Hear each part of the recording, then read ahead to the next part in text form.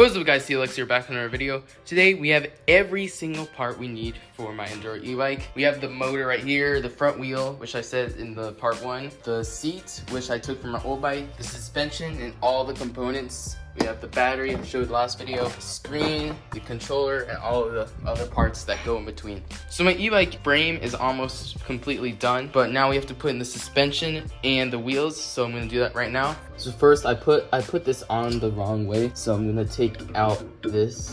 Oh, shouldn't have done that, but it's supposed to go like this. So I'm gonna put this here in between. I have to install this tool because here there's these holes, and I have to put this so it like attaches. So we'll just do that.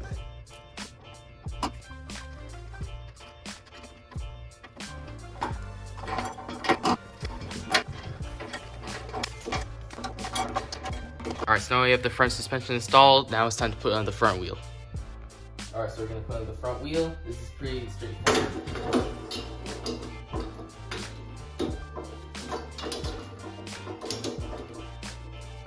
So as we see, we have the front wheel on. So obviously the next step would be to put on the back wheel, and the back wheel's right here, so let's just do it. This is probably going to be the hardest part because you have to the back wheel is way heavier than the front wheel. It's just very hard, but I'm actually really excited because it looks so cool right now, and I can't imagine what it looks like with a back wheel. It's gonna look so cool. Like the bike's almost gonna be done. Also, if you're planning on building your own, make sure that you pump up the tires before you put them on. It's not recommended to fill up your tires while it's mounted, like from 0 to full, because it might, there's a lot of pressure on it. It might pop. So just fill it to like 25 psi, then put them on, and then you could fill it to whatever psi you want. Well, I just ran into a problem. My wrench is too small to loosen or tighten these bolts. Now I'm gonna have to get a new one. This sucks. Yeah, it's really too loose. I don't know what size these are, but yeah, this is like as big as it can. So I'm gonna have to get a new one, another one. I tried every wrench in my garage and none of them worked until I found this. This just clamps. I have to tighten it a little bit more.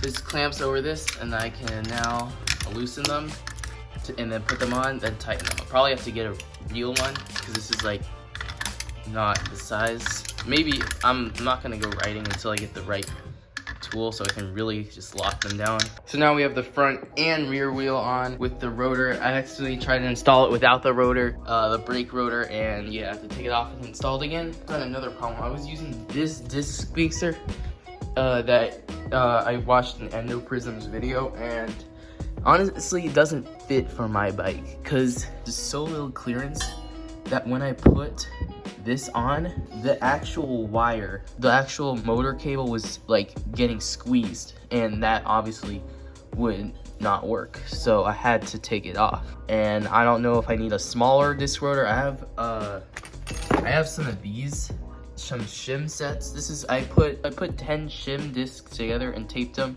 so it's 1mm.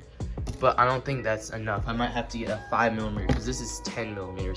So I might have to get a 5 or something. I don't know. It might honestly work without a spacer. This is looking sick, but this is my hydraulic disc brakes. I'm gonna see if I can put this on. It honestly fits kind of well. I obviously need like a disc adapter, but I already have that. So if I get this, oh yeah, that fits really well. I have to put these holes under here and screw them in, and then these go to the top of these, and it fits really well. As you see, there's enough clearance for this to fit in, and everything will just fit nicely. I might need some washers, but yeah, I don't need that disc rotor. Nothing will get in the way. I don't have a spacer in the front either, because look how little clearance this is. I don't know if this is safe or I need a new fork, but that is like 2mm of clearance. And by the way, these are all metal. This is 110 by 20mm fork, and this is 110 by 20mm wheel, and this should work fine. But I mean I hope it was. Oh, that fits perfectly. The holes are right above where I honestly could just put this on right now. So 95% of the bike will be done in this video. All I need is some cables because the cable they sent me for the screen and the throttle are too short. These are supposed to go through and to the screen. Look how short these are. These can't reach. So I had to order one, a longer one off of Amazon. We also have chain because it's a bike. You need to pedal it. Gear, some pedals, and that's pretty much it.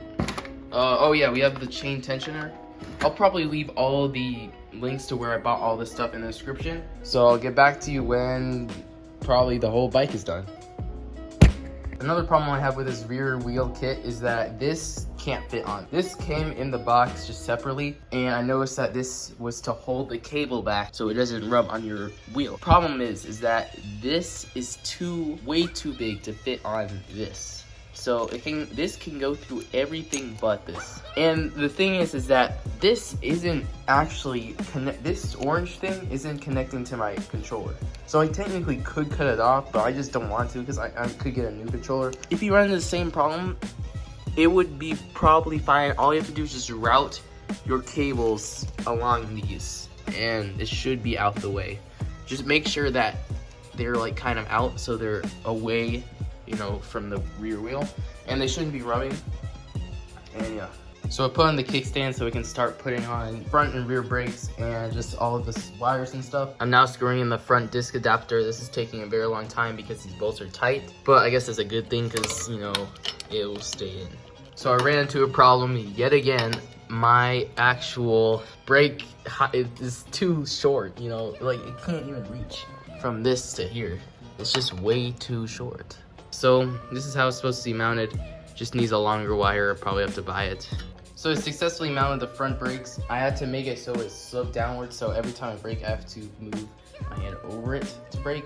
But as you see, it can work. I'll just move it back a little bit so when it's going, locked up, like it can't move. And then it's so heavy and there's no battery. So it's the next day. I got a new seat post so it would fit because the one that they gave me wouldn't fit inside it, and I had to cut it as soon as I got it because it would have been way too tall to fit inside the bike. And what else I got this foam padding that I'm gonna put all around the sides so that the vibration or the shock won't damage the battery or components. So I'm just gonna cut this and then glue it on all sides. I got the battery on it with the foam underneath it, so now I have to just mount the controller on here. What I'm going to be using, this is a method I don't think anyone has done before, but I'm going to use some of these. These are meant for like picture frames and stuff, but the controller only weighs about 5 pounds. These are rated from 12 pounds, and it doesn't really have to hold them up. All these need to do is hold it in place. I'm going to use a piece of styrofoam in between the battery and the controller, and it's better to use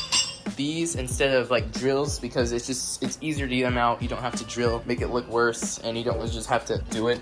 So I'm going to mount these on the back. I'm gonna lay this down and mount, or just put these on here, just two here, or like on the sides. So I successfully got these installed. All I have to do is just push these down to make sure they're, you know, nice and stuck on, and then I have to mount these into the frame. So I successfully connected all the connectors. We have the motor cable, all 3 colored like cables, the battery connector, and yeah, that's pretty much it. There's an alarm here, but I'm probably not going to use it. We have the Bluetooth. This goes to the screen controller, screen throttle and stuff like that. And what we're going to do, put this up here and then stick it to the top.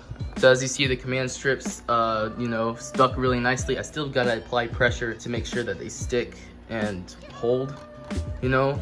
And in between here, there's going to be a piece of styrofoam just to, you know, alleviate stress from the command strips. I don't want it to fall mid-ride through like a bump or something. The command strips are really just there to just hold it in place. So because if there's just one piece of styrofoam, it's gonna move, but the command strips will really just, you know, keep them held down. So we have plenty of space for the motor and controller. I'm probably gonna squeeze these in. I tried to make the controller as most left as possible, and I just gotta move all these to the side.